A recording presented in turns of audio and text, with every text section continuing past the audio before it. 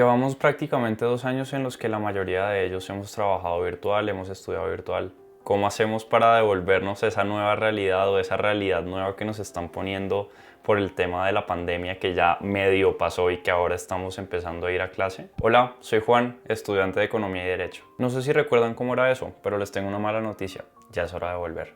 ¿Y qué implica que ya es hora de volver? Pues ya es hora de que nos tengamos que acostumbrar de nuevo a las situaciones que conllevaban estar en presencial. Pero en realidad esto no se trata de que sea una mala noticia per se. Yo soy muy creyente de que las cosas no son ni buenas ni malas, sino que más bien depende mucho de cómo las tomamos nosotros. Eso es lo que las hace buenas o las hace malas. Pero el problema es que la gran mayoría de nosotros percibimos esto como algo muy malo. ¿Cómo hacemos para que eso que percibimos como malo no se convierta en una pesadilla para nosotros? Afortunadamente o desafortunadamente, yo pude estar estudiando presencial 2 años antes de que empezara todo este tema de la pandemia, y por eso es que en este video les voy a traer 3 tips a partir de los cuales podemos hacer más llevadero el regreso a clases. Porque así lo admitamos o no, muchos de nosotros o todos lo que hicimos al final o al inicio de la pandemia fue nos levantábamos 5 minutos, 2 minutos antes de clase y empezábamos a ver clases en pijama, quizás desayunando, y luego en los breaks o en los descansos nos bañábamos. O incluso nos bañábamos durante la clase. ¿Cómo podíamos hacer eso? Ni idea.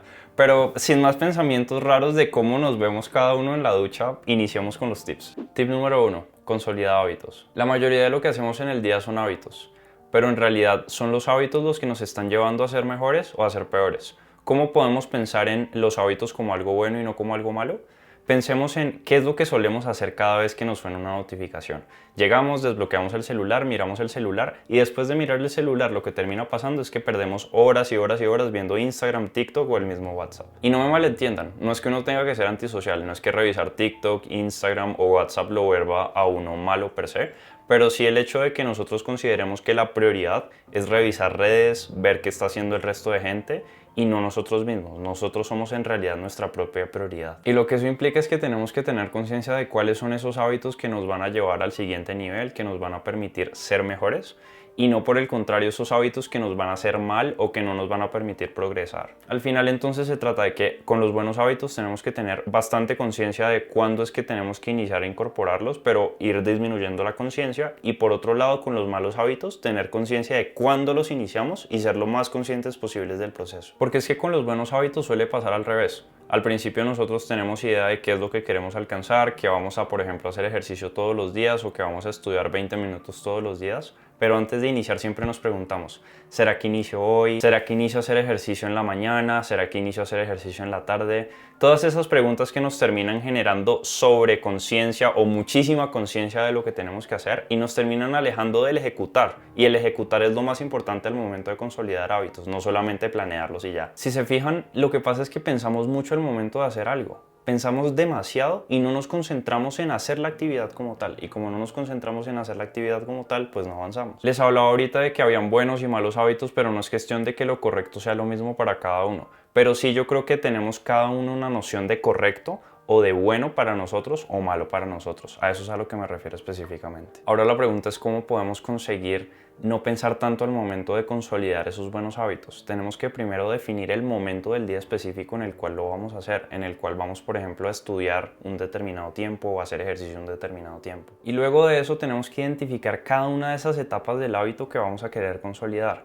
La señal, la respuesta y la recompensa. ¿Qué es eso que me muestra que tengo que iniciar una actividad? ¿Cuál es la respuesta específica, los pasos específicos que tengo que hacer? ¿Y cuál es mi recompensa por realizarlo? Podría ser dentro de la misma actividad o una recompensa externa. Y al final, luego de tener ese sistema consolidado, logremos tener menos conciencia de las conductas y empezar simplemente a ejecutarlas. Vemos la señal, iniciamos a ejecutar la respuesta y terminamos con la recompensa y repetimos las veces que sean necesarias. Porque es que eso no se hace simplemente para automatizar conductas y para no vivir el día a día. Se trata de que tenemos que eliminar la fricción necesaria para que las cosas fluyan, para que las cosas surjan y tengamos más tiempo para nosotros mismos y para hacer más cosas que nos gusten. Tip número 2. Aprovecha los tiempos de desplazamiento. Por el regreso a clases presenciales podríamos llegar a decir que teníamos menos tiempo del que teníamos al momento de tener clases virtuales, y evidentemente eso podría ser cierto, pero tenemos que pensar en una forma que nos permita aprovechar al máximo los tiempos muertos, los tiempos que se van perdiendo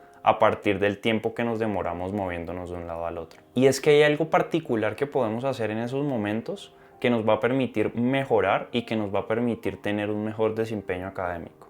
Eso es reflexionar acerca de lo que vimos en clases o en lecturas. ¿De qué sirve eso? Les había dicho en otro video que la mejor forma de estudiar era mediante flashcards, era preguntarnos lo que estábamos estudiando y hacerlo espaciadamente en el tiempo, pero que no se trataba solamente de que nosotros dijéramos, tengo esta información, la escribo tal cual en una flashcard, pregunta-respuesta, sino que en realidad se trataba de elaborar, se trataba de crear nueva información basada evidentemente en lo que vimos en clase, pero con base a nuestras propias palabras. Al final no se trata de consumir información como la que consumimos por Instagram, TikTok, incluso este video que estamos viendo, sino que tenemos que actuar con base a esa información. Y la primera forma de actuar con base a esa información es elaborando con nuestras propias palabras. Y esa elaboración implica, como lo mencionan los autores de Make It Stick, pensar en cuáles son esas reflexiones que tenemos que generar o que podemos generar a partir de la información que nos están dando o que nos están enseñando. Y luego, ¿cómo podemos incorporar esos momentos de reflexión en nuestro día a día? ¿En qué momentos específicos? No, y no es en clase, y tampoco es mientras estamos almorzando con amigos. En esos momentos en los cuales nosotros nos desplazamos de un lado a otro, en esos tiempos que dijimos que eran muertos, en esos 45 minutos que nos demoramos por trayecto máximo, quizá habrán personas que se demoren más, que se demoren menos, pero en promedio digamos eso. Esos son los momentos que podemos aprovechar para generar esa reflexión. Para reflexionar podríamos hacernos preguntas como ¿qué fue lo que vi en esta clase? ¿Cómo puedo aplicar lo que vi en esta clase? ¿De qué forma lo puedo aplicar en la vida real?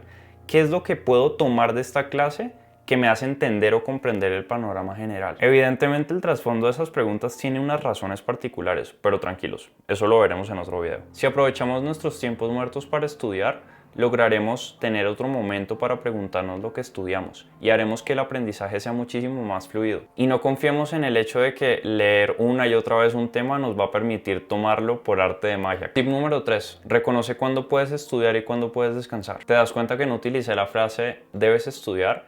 En realidad no se trata de que debamos hacer nada. Lo que debemos hacer es porque otras personas nos dicen que lo hagamos. En realidad nosotros lo que sí debemos hacer es ser nuestra propia prioridad.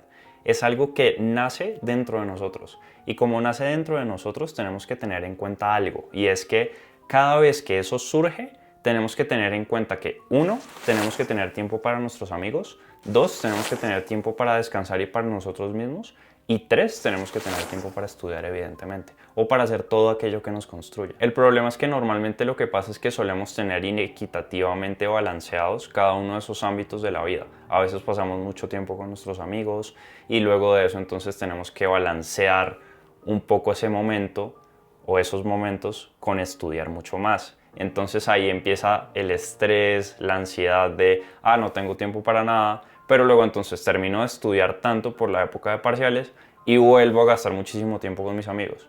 Y lo mismo, no estoy diciendo que no tengamos que hacer otras cosas distintas a estudiar, sino que la utilidad de cada vez más verme con alguien o descansar más o estudiar más, en la medida de que lo hacemos más, disminuye. Es como cuando comemos un helado. Cuando comemos un helado es muy rico porque no habíamos comido algo.